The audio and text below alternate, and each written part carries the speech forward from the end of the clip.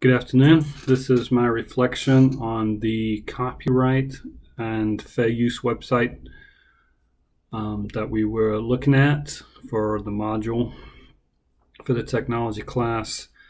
I'll start with I was a teacher for 14 years, taking classes now to get back into it. And after reading this, gosh, I broke tons of laws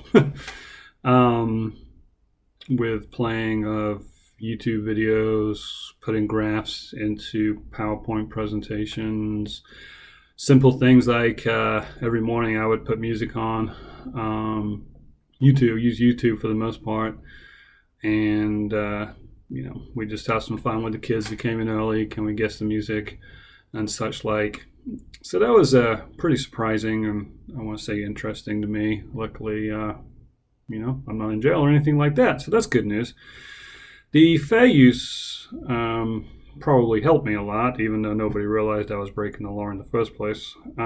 Educators can use copyright material without permission or payment as long as it is used for educational purposes. So, for example, copyrighted material is made available to teachers. They can use it in a curriculum, can share lessons and curriculum with copyrighted material with each other. Students can use the copyrighted material, but understand that this is not an excuse to plagiarize. This topic was a little different to the digital literacy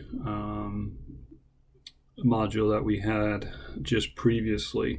This is more to do with, using a graph in a presentation, or using a logo in a presentation that really you haven't used permission for. Like I said, something that I've done frequently and never really figured that it was copyrighted or anything like that. You need permission to do a lot of the stuff that I was doing that I didn't know about.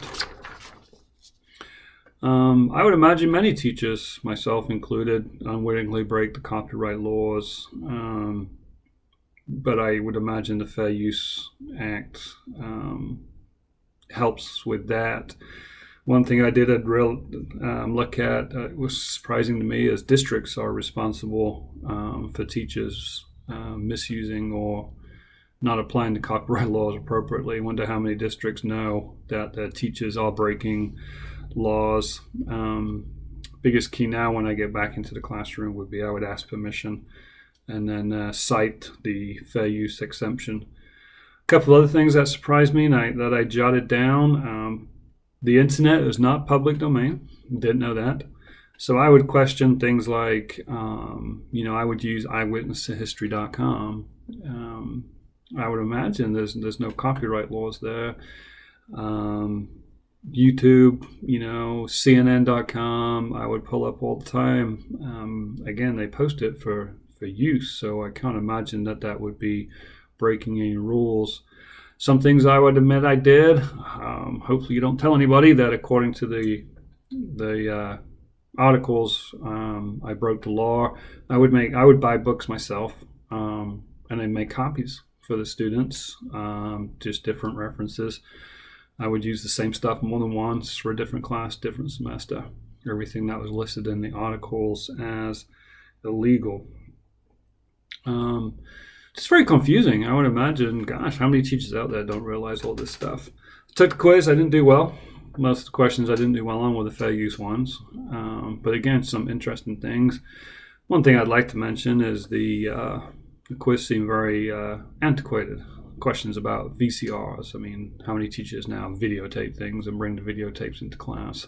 It's all now done on YouTube, or you can buy subscriptions to, sports or news and such like. I asked myself things like teachers pay teachers. My wife uses that a lot where she pays for lesson plans. So I'd imagine there's no copyright laws being broken there.